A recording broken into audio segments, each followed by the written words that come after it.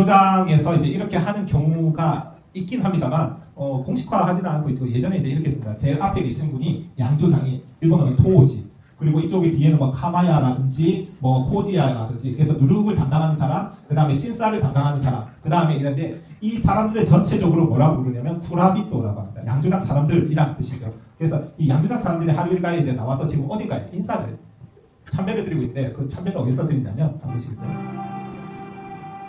当時は蔵人の仕事を統括する最高責任者です。 자, 모든 양조장에는 이렇게 사랑이 있습니다. 일본은 뭐 신도도 있고 한국보다도 많은 샤머니즘이 이제 존재하는 나라기도 하죠. 양조장에 양조장 신, 술의 신을 항상 이렇게 모시고 있는데요. 하루 일과를 여기다가 이제 기도를 하면서 스타트를 하는데 그 이유가 뭐냐면 크게 세 가지가 있습니다. 뭐 첫 번째 맛있는 사케 만들어 주십시오. 맛있는 니온슈가 완성되게 해주십시오라는 이제 부분이고요. 두 번째는 인명 피해가 없게끔 해주십시오라고 했습니다. 물론 지금은 설비가 워낙 잘 돼 있어서 인명 피해가 거의 없다시피 하는데 예전에는 양조장에 발효하는 탱크를 타누라고 했습니다. 뚜껑이 없는 데서 거기 위에서 예를 들어서 높이가 지금 빈 사이즈 높이 정도 되고요. 넓이가 저 같은 사람이 4명에서 4명 반 정도가 손을 양쪽으로 뻗어가지고 할 정도 그 정도 둘레의 탱크였어요. 그걸 타루하는데 위에 뚜껑이나 망이 없기 때문에 위에서 이제 저어줘야 돼요. 발효되는 중간에. 근데 거기서 영상에서 좀 나중에 나오지만 혹시 여러분들 빙초산이라고 한번 들어보셨나요? 빙초산을 코로 한번 맡아본 기억이 있으신가요? 혹시? 없으시면 오늘 당장 해보세요. 왜 그러냐면 빙초산 자체가 산이 너무 세기 때문에 코로 바로 맡으면 내가 포맷이 돼요. 산이 너무 세기 때문에. 그러니까 제가 뭐 내가 포맷된다는 거 무슨 뜻이냐면 기절할 수도 있다는 거예요. 사케가 발효되면서 기포가 뽀끔뽀끔 올라오잖아요. 그게 한국의 조선시대 가양주 문화에서 작은 온기에서 양조할 정도면 거기서 기포하면 이렇게 하면 향긋한 향이 날 정도지 사람한테 뭐 이체 해가 될 정도의 그런 탄산가스가 나오진 않습니다. 다만 사케 무로마치 시대부터 제가 큰 양조장에 대형화 400명, 500명 양조장에서 양조를 했다고 말씀드렸다시피 생산량이 엄청나게 많다 보니까 큰 탱크에서 발효가 하다 보니까 거기서 나오는 탄산가스는 어마어마했어요.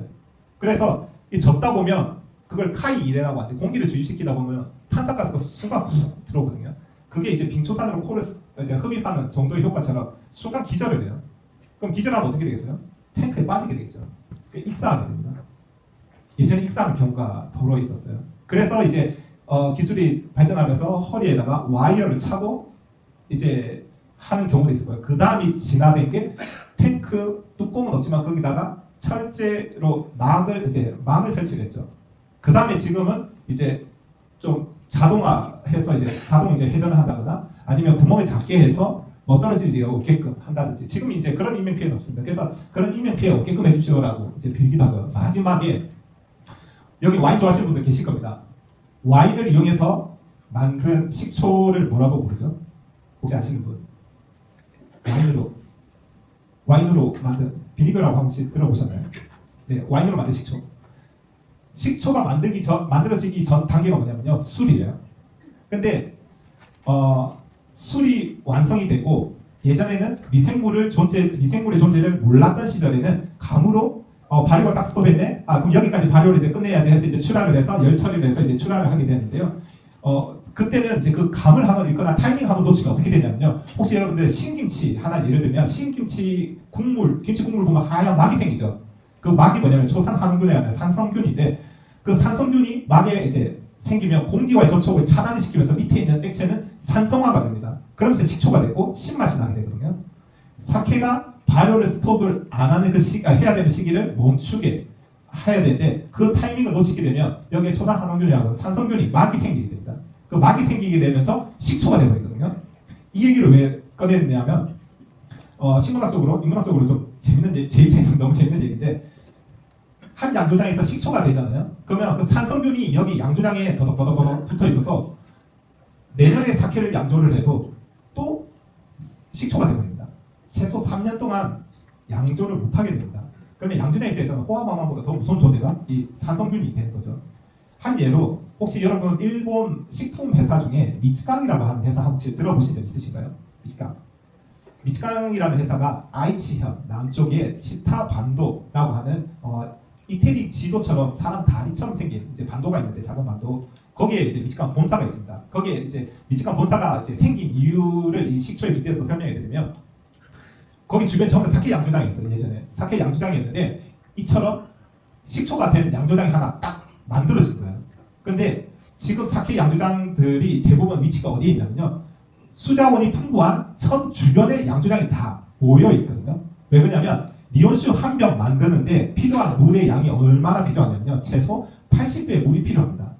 80배 물이 필요한데 쌀을 씻어야 되죠, 독을 씻어야 되죠, 쪄야 되죠. 그 다음에 모름이라고 해서 이제 발효할 때 물이 또 필요하죠. 등등 물이 80배 정도 필요한데 그래서 물이 그만큼 중요합니다. 그래서 우리가 원전 터졌을 때 후쿠시마 하면 경상남북도 합친 것보다 약간 작은 정도가 엄청 넓습니다. 그래서 원전 주변의 양조장들은 이미 이전했거나 문을 닫았고요. 근데 거기는 왜 그러냐면 원전에 대한 부분도 있지만 수자원이 다 오염이 됐기 때문에 한 양조장에서 보통 생산되는 게 몇십만 톤 정도 한 해에 생산되는데 그럼 몇십만 톤 곱하기 80배 물을 필요한데 그거는 다른 타 지역에서 물을 가져올 수는 없죠. 근데 쌀은 가져올 수 있습니다. 타 지역에서. 근데 물을 못 들고 오니까 그래서 양조장이 영위할 수가 없는 거죠. 그래서 그 아이치현의 치타반도 쪽에 있는 양조장이 한번 식초가 되다 보니까 어떡하지? 라고 해서 이제 양조를 못 하고 있다가 이왕 이렇게 된 거 식초 된 거 그냥 우리 식초 만들자가 됐는데 그 이유가 뭐냐면요. 그때쯤이 1700년도 중반 18세기 중반쯤이었는데 18세기 중반쯤만 하더라도 일본에는 지금 우리가 먹고 있는 스시, 니기리 스시가 존재하지 않았던 시절입니다. 그리고 왜 그러냐면 그때 당시 조선시대도 마찬가지였지만 식초에 그러니까 우리가 초밥에 먹는 그 샤리스라고 하는데 식초 배합초에 들어가는 게 설탕, 소금, 식초 세 가지가 들어가거든요. 근데 이 세 가지 조미료가 에도 시대 때는 귀족들만 취할 수 있었던 엄청 비싼 조미료였어요. 그러다 보니까 니기리 초밥을 만들 수가 없었던 시절이기도 하고요. 그렇기 때문에 그때는 하쿠지시 혹은 후나지시라고 해서 붕어를 삭혀서 만든 초밥 혹은 삭혀서 나무에 이제 감나무 잎에 싸서 이제 장기 보관, 냉장고가 없었던 시절이기 때문에 그렇게 했었는데 그래서 아이치현에 이완 식초 된 거 우리 식초 만들자. 근데 쌀로 만들면 식초가 너무 원가가 비싸지니까 치타반도 북쪽으로 올라가면 오하리 평야라고 있습니다.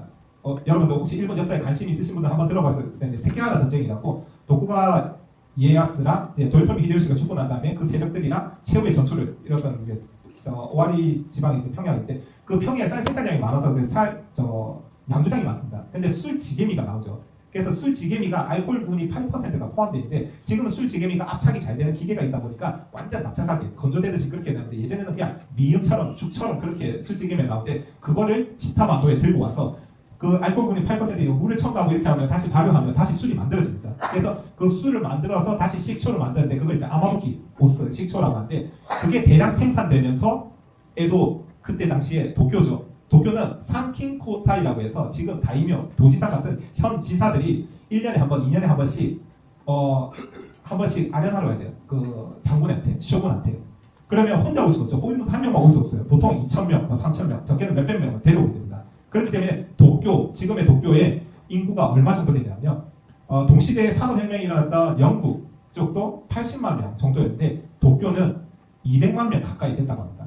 그게 왜냐하면 살고 있는 사람이 200만 명이 아니고 전국에서 다이묘들이 식소들 다 끌고 오다 보니까 근데 그렇게 많은 사람들이 오다 보면 숙박, 먹는 거 이게 많이 힘들어지잖아요. 그래서 그때 외식 산업이 엄청나게 많이 발달하게 돼서 그때 냉장고 없었다 보니까 밥에다가 식초 대량 생산을 해서 이제 하다 보니까 야타이라고 해서 지금의 포장마차에서 스시를 판매하게 되는데 그때는 스시가 지금처럼 생선을 올린 게 아니고요. 전부 다 구운 거, 절인 거 그 다음에 뭐 찐 거 그걸 이제 위에다 올렸고요. 그리고 스시가 지금은 요만하지만 그때 당시 야타에서 판매되었던 스시 사이즈가 얼마냐면 제 주먹만 했습니다.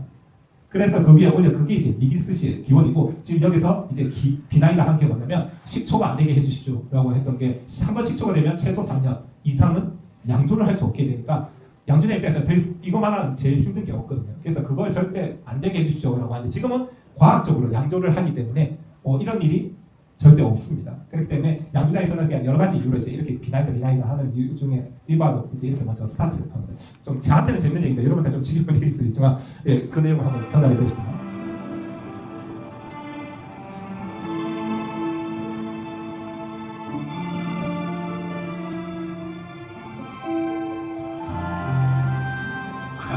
네, 무시마이라고 합니다. 하루 일과를 이제 쌀 찌는 것부터 시작을 하게 됩니다. 지금 이제 이 찌는 게 코시키라고 하는데 이 코시키가 같은 경우는 작게는 1톤, 많게는 2 ton 정도 찌게 되고요. 이거는 옛날 기계입니다. 우리 떡방앗간에 가면 시루하고 똑같은 원리인데요.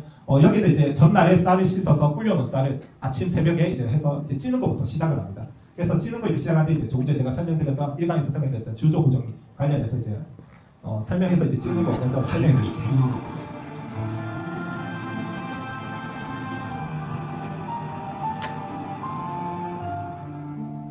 자, 찌기 전날 과정 米を蒸す時 먼저 には前日から始めます 보여드리겠습니다.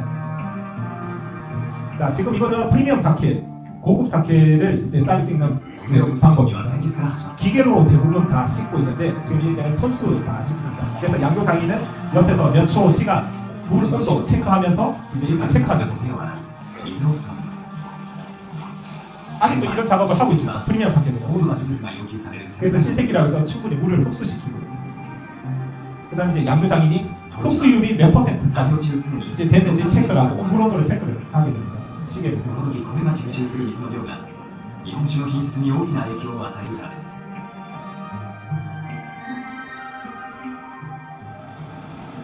자, 그렇게 쌀을 씻고 불린 걸 지금 이제 하루를 가지고 이제 처음에 이제 찌게 됩니다.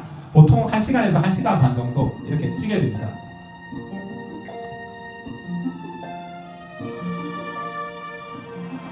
자, 이 꼬시게 이제 이렇게 찌게 되면 이제 잘 쪄졌는지 안 쪄졌는지 체크를 해야 되거든요. 자, 아까 제가 손에 전혀 전분기가 찰기가 없는데 안 달아붙는다라고 말씀드렸는데 한번 보세요. これは 잘 쪄졌는지 탄력을 보기 위해서 ひねり餅の 피레모지라고 이렇게 떡처럼 만들어요. 덩어리로. 근데 일반 시금쌀을 밥을 지어가지고 하면 이렇게 해서 손이 완전히 떡지겠죠. 근데 이건 전혀 손에 달라붙지 않아요. 그만큼 찰기가 없는 네, 그런 이제 쌀국들. 저렇게 해서 저런 거 한다는 픽에 삼아 저는 저기서 좀 먹어보고 따뜻할 때 먹으면 맛있어요. 먹어봐요. 자, 갓쪄낸 쌀밥은 너무 뜨겁습니다. 이 뜨거운 밥에 누룩균을 첨가하면 누룩균이 뜨거워서 다 죽어버리거든요. 그래서 호레이라고 해서 방내에서 한 40에서 50도 정도로 밖에서 식힙니다. 식히고 그 다음에 이제 누룩 배양실 포지물로 이동을 하게 됩니다. 이때도 많이 주워 먹어요.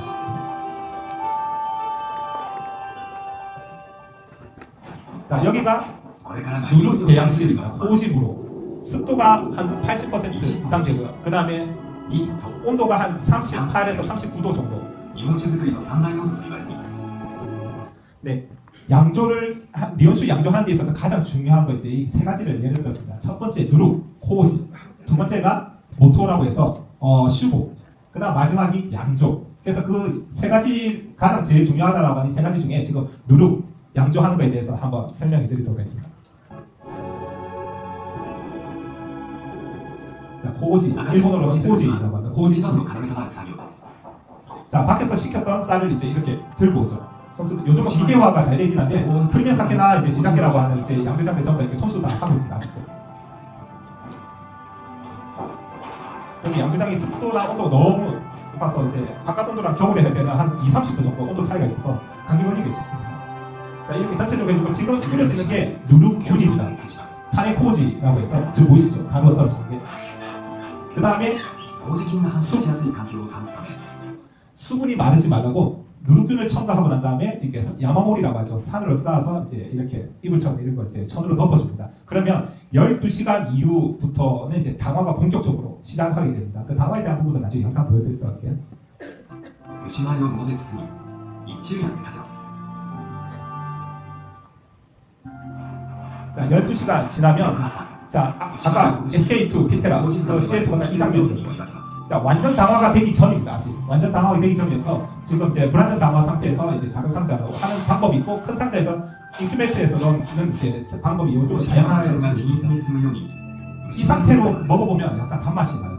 이제 전분이 당화가 돼서 이 상태가 지금 한 30-40% 정도 당화가 된 상태거든요. 麹室での作業は 그걸 이제 지금 시마이 시부도 마지막 작업 우리가 일 끝난 다음에 때 시마이 하자 할 때 그때 이제 마지막 작업을 시마이라고 합니다. 저렇게 작은 상자로 옮기는 이유 중에 하나가 뭐냐면요. 누룩균이 계속 배양하다 보면 미생물이 움직이다 보니까 자체적으로 열이 발산돼요. 그러면 누룩 배양실 자체에도 온도가 있는데 세균에서 올라가는 그 온도로 인해서 정확한 이제 당화가 제대로 안 될 수가 있기 때문에 크게 이제 묶어놨던 걸 작은 상자에 해서 온도가 일정하게 만들기 위해서 이렇게 작은 상자로 합니다.